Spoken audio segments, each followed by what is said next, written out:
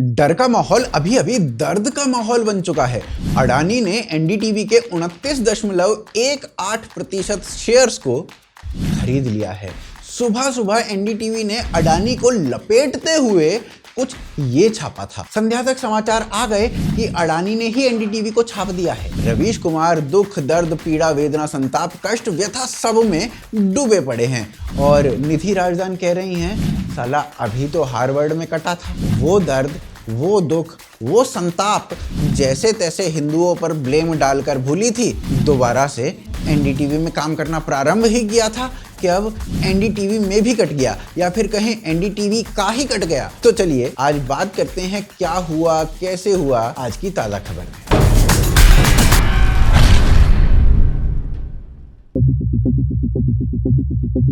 तो जी रवीश कुमार आज से 2-3 वर्ष पहले एक कामना कर रहे थे। अडानी ने तो मुझे अपना हेलीकॉप्टर भी नहीं दिया है, देना चाहिए था। आप दो चार रैली मैं भी कर लेता हूँ उसके पीछे। आप पर्सनली हर्ट लगते हो मेरे को। पर्सनल की बात नहीं। अब अडानी ने उस कामना को पूरा कर दिया। अब रवीश कुमार के आंसू भी स्थान बदल बदल कर निकल रहे हैं।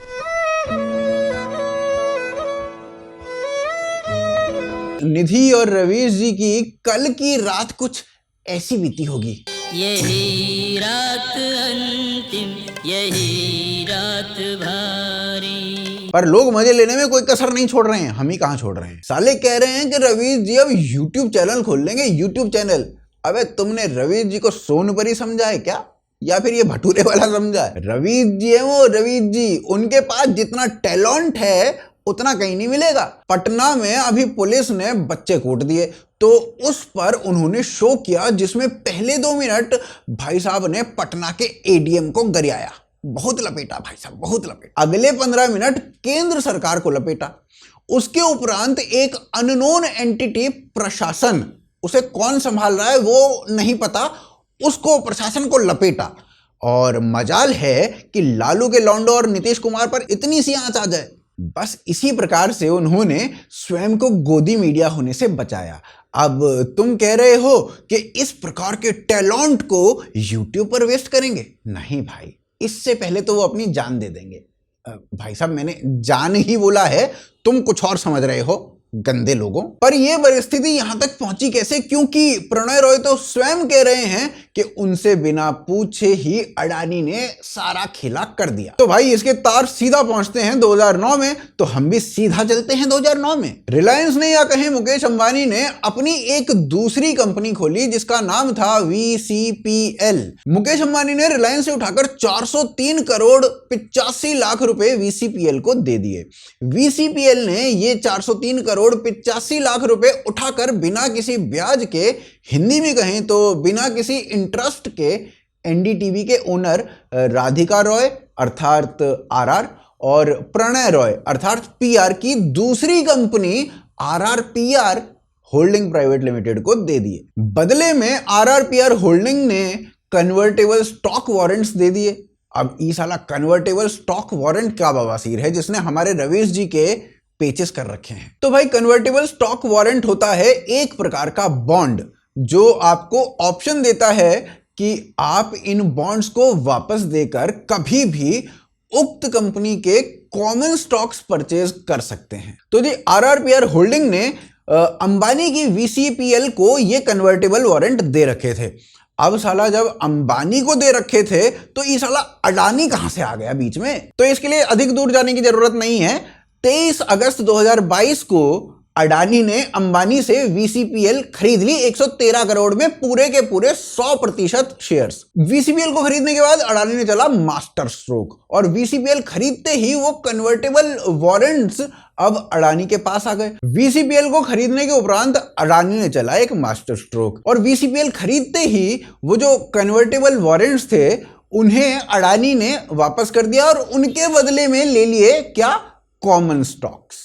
और भाई मात्र ऐसा करते ही अडानी के पास 99.9% शेयर्स आ गए RRPR होल्डिंग्स के। राधिका रॉय, प्रणय रॉय के पास अब बचा 0.1% का तंबूरा। पर साला ये तो RRPR आया अडानी के पास, एनडीटीवी कैसे आया? तो RRPR होल्डिंग्स के पास 29.18% शेयर्स हैं एनडीटीवी के।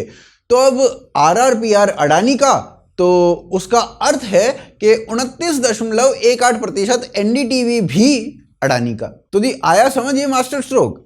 वैसे इसी सब से रिलेटेड एनडीटीवी फ्रॉड्स पर हमने द वोक शो बनाया था भारद्वाज ब्रदर्स पर, वो मिल जाएगा आपको उस चैनल पर, उसका लिंक नीचे पिन कमेंट में दे रखा है। अडानी ने एनडीटीवी के 26% शेयर्स खरीदने की और बात कही है, पर इस सब में रवीश जी तो लुट गए हम तेरी मोहब्बत में गाते पाए जा रहे हैं। मुझे डर है कि कहीं वो बावले ना हो जाएं। वैसे बावले तो वो पहले से ही थे, पर मुझे डर ये है कि वो और अधिक बावले ना हो जाए। पर अब प्रश्न ये है कि एनडीटीवी का फ्यूचर क्या होगा? क्या रवीश यूट्यूबर बनेगा या मोदी जी ने किया है तो सोचकर ही किया होगा, अच्छा ही किया होगा, वाह मास्टर स्ट्रोक बोलते हुए दिखाई देंगे? ये जानने के लिए हम चलते हैं अगले अध्याय में। अब भाई देखो, ऐसा है, अडानी ग्रुप मीडिया में घुसने का प्रयास कर रहा है, वो भी पूरा दम लगाकर। और इस काम के लिए अडानी ग्रुप ने ना एक नई कंपनी जो कि डेडिकेटेडली यही कार्य, मीडिया में घुसने का कार्य कर रही है, वो खोली है। और उसका नाम उन्होंने रखा है AMG मीडिया नेटवर्क्स लिमिटेड, यानी कि AMNL। इसी कंपनी के अंदर अडानी ग्रुप ने मई के माह में 2022 में ही ब्लूमबर्ग क्विंट के 49% शेयर्स खरीदे थे। पर आप इसे द क्विंट से कंफ्यूज मत करना, अडानी के कोई shares the Quint, news minute और यूथ की आवाज में नहीं है। इसके बाद इन्हें टीवी में घुसना था, तो इन्होंने बैकडोर एंट्री मारी VCPL के थ्रू एनडीटीवी के शेयर्स खरीदकर। अभी एनडीटीवी पर यदि फोकस रखें तो एनडीटीवी प्रणय रॉय, राधिका रॉय के इससे पहले 61% शेयर्स थे, पर अब वो हो गए सीधा 32%। अडानी के पास लगभग 29%, अर्थात प्रणय रॉय, राधिका रॉय अभी भी मेजॉरिटी शेयर होल्डर हैं एनडीटीवी की।